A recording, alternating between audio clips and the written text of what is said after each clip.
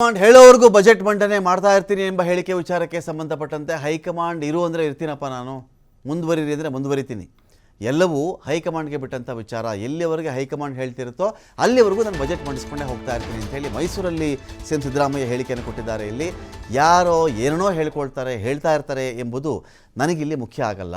ನನಗೆ ಹೈಕಮಾಂಡ್ ತೀರ್ಮಾನ ಮಾತ್ರ ನನಗೆ ಇಂಪಾರ್ಟೆಂಟ್. ಅದು ಹೈಕಮಾಂಡ್ ಮೇಲೆ ನನಗೆ ಸಂಪೂರ್ಣವಾಗಿರ್ತಕ್ಕಂಥ ವಿಶ್ವಾಸ ಇದೆ. ಮೈಸೂರಿನ ಜನ ಮಾತ್ರ ಅಲ್ಲ, ಇಡೀ ನಾಡಿನ ಜನ ನಾನು ಇರಬೇಕು ಅಂತ ಇಷ್ಟಪಟ್ಟುಬಿಟ್ಟಿದ್ದಾರೆ.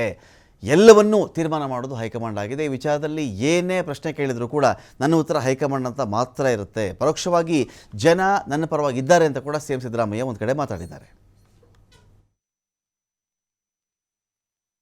ನಾನು ಇದು 17ನೇ ಬಜೆಟ್ ಮಂಡಿಸಿರೋದು ಕರ್ನಾಟಕ ರಾಜ್ಯದಲ್ಲಿ ಹೈಯೆಸ್ಟ್ ಬಜೆಟ್ ಮಂಡಿಸಿರೋದು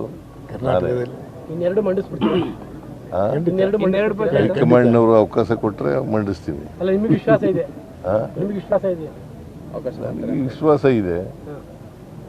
ಹೈಕಮಾಂಡ್ ಅವರು ಅಂತಿಮವಾಗಿ ಹೈಕಮಾಂಡ್ ಏನ್ ತೀರ್ಮಾನ ಮಾಡ್ತಾರೆ ಅದಕ್ಕೆ ಬದ್ಧನಾಗಿದ್ದೀನಿ. 19 ಬಜೆಟ್ ಅನ್ನೋದು ಇಂಪಾರ್ಟೆಂಟ್. 19 ಬಜೆಟ್ ಮಾಡ್ಬೇಕು ಇವಾಗ.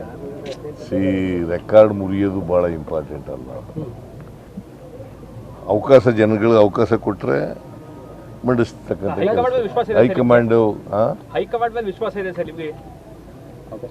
ನಮ್ಗೆ ಯಾವಾಗಲೂ ವಿಶ್ವಾಸ ಇದ್ದೇ ಇರ್ತದೆ. ಹೈಕಮಾಂಡ್ ಮೇಲೆ ವಿಶ್ವಾಸ ಇಲ್ಲದೆ ಇನ್ಯಾರ ಮೇಲೆ ವಿಶ್ವಾಸ? ನಿನ್ ಮೇಲೆ ವಿಶ್ವಾಸ ಇಲ್ಲ.